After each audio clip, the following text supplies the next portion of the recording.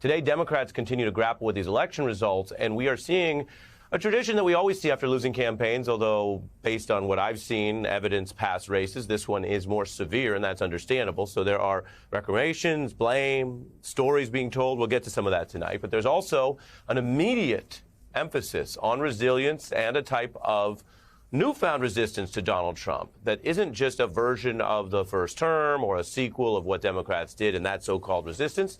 And given the raw fact that Democrats lost both the White House and the Senate, we are hearing today from Democratic governors. We will be prepared for whatever comes, and we will do everything in our power to defend the rights of Washingtonians, the people of this great state. If you try to harm New Yorkers or roll back their rights, I will fight you every step of the way. You come for my people, you come through me. There you have it. And we do live in a country of federalism where states are, as we all know, but sometimes we forget how it works, separate governments. That's why they have separate police forces and a separate legal system, right? State laws. And we have governors here who are reacting, and this is fully lawful, fully within their powers as they run states, but they're reacting obviously somewhat differently from the usual thing after an election.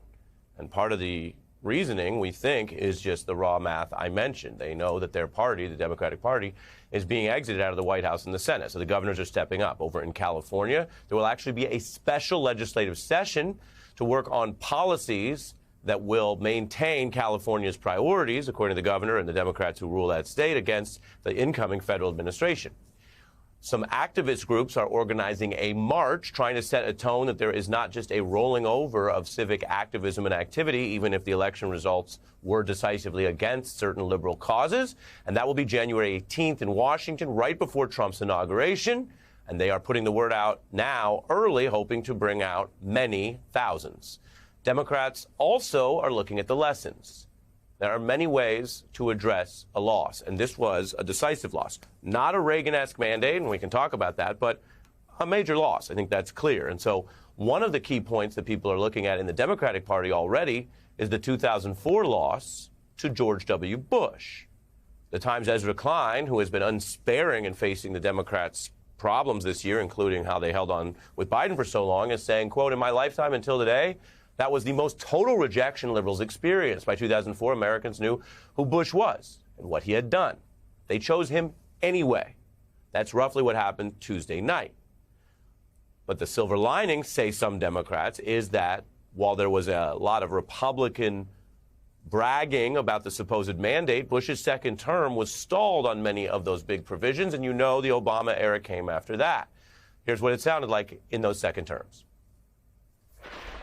I earned capital in the campaign, political capital, and now I intend to spend it.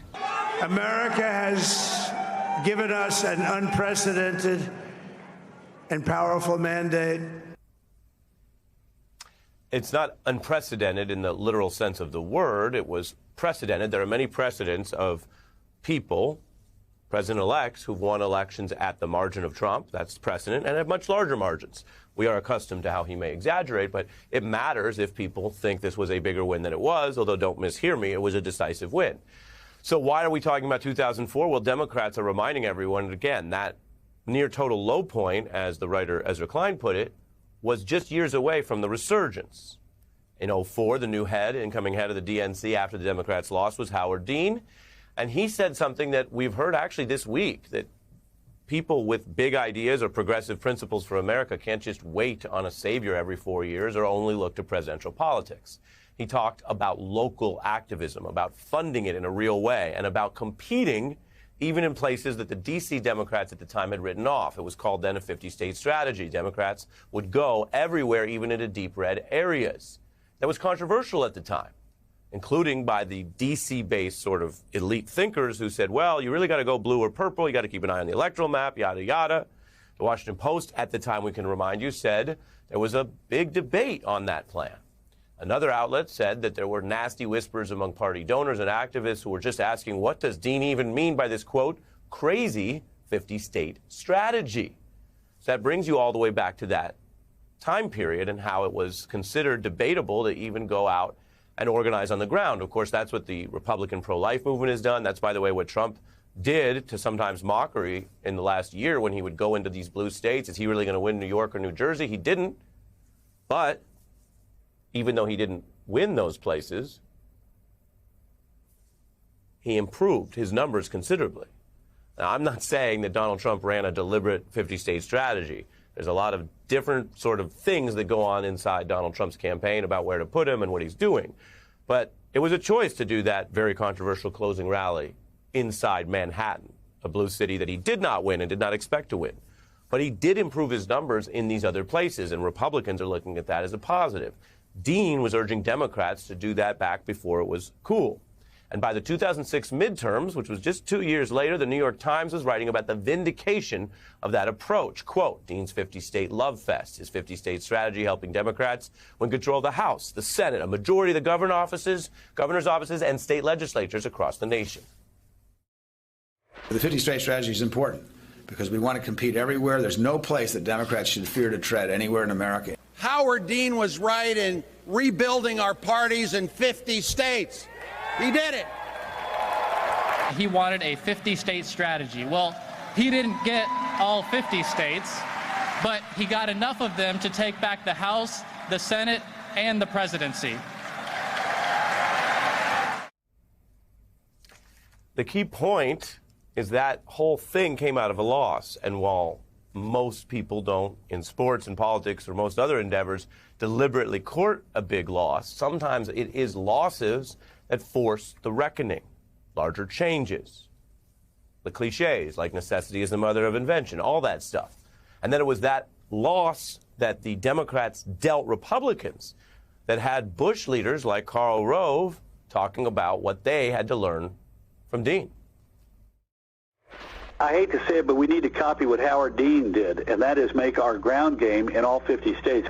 Look, we didn't have a ground game in a lot of these states with Senate races, and so we lost North Dakota by 3,300 votes. We need to have a better ground game in all 50 states. Now, that is one component of several that you would look at during these times. There was also fatigue with the Iraq War. The win in those midterms set up a certainly wider energy for the Democrats. They were on offense, and that's when they looked beyond what at the time would have been the more establishment figure in Hillary Clinton to embrace Barack Obama, and that also worked. All these things are interconnected. None of them can be planned. We have to have intellectual humility. I told you that before the election when we were covering this night after night and saying it looked pretty close, pretty tied, and it was pretty close, except Donald Trump had the better of the battlegrounds, as people know. So what could we learn from this history? As I tell you, Democrats are looking to governors. Dean famously was a governor and then ran for president. And ultimately, as all those things worked, he became party chair. It's the kind of night after a week like this where you might want to check in with someone either close to Dean or who worked on his campaigns, or maybe Howard Dean himself, governor, doctor, and chair of the DNC. Welcome back.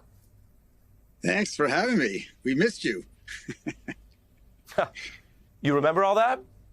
Yeah. I do remember all that, and it was met with scorn and derision inside the Beltway, and inside the Beltway are always the last people to figure out what's really going on in the country. What I'm just turning your volume up. Don't mind me. I'm just doing this here. What else do you think applies now?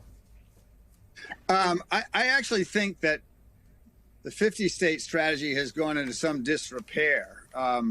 Unfortunately, President Obama, who was a terrific president, but he didn't have a lot of use for the DNC and tried to set up a parallel organization. The DNC essentially fell apart for about 8 years. And it's got to be rebuilt. But the problem with the DNC is it's an inside the Beltway organization still. And I'm actually working with some people who were involved in my campaign and who were involved with the DNC that I ran to try to figure out how we're going to do what the Republicans did. I saw the clip of Rose saying we ought to do what Howard Dean did. Well, we now have to do what the Republicans did. The Republicans have run a real 50-state strategy for quite some time. And what they do that we don't, although we try, but our setup isn't right for it. They run candidates for every office in the United States of America, often financed by billionaires like the Koch brothers. But they run for the school board, they run for state representative, they run for city council. We have to do that. Clausewitz once said that politics is simply war by another means. The Republicans learned that lesson and they practice it. We have yet to do that. I actually think Harris ran a very good campaign. I don't criticize it. And I don't think the DNC did a terrible job. I don't criticize the DNC. But we are still not in the state. Giving the states money is not enough because a lot of the state parties aren't working properly, partly because they don't have money. So we have to set up an organization, which may be a parallel organization that's outside Washington and that is well financed. And I think the business community, the Democrats and the business community are going to get this before the people inside the Beltway. I don't want to diss the people inside the Beltway too much, but it is middle school on steroids. They're smart, they work hard, and it's all about them all the time, even the people I like. You have to focus not on the next senatorial race, but you've got to focus on the state senator races. In Missouri, and if you show up at their door consistently, eventually you're going to win. And that happens, and it is going to happen, but we have to finance it and we have to build it. And it cannot be run out of Washington.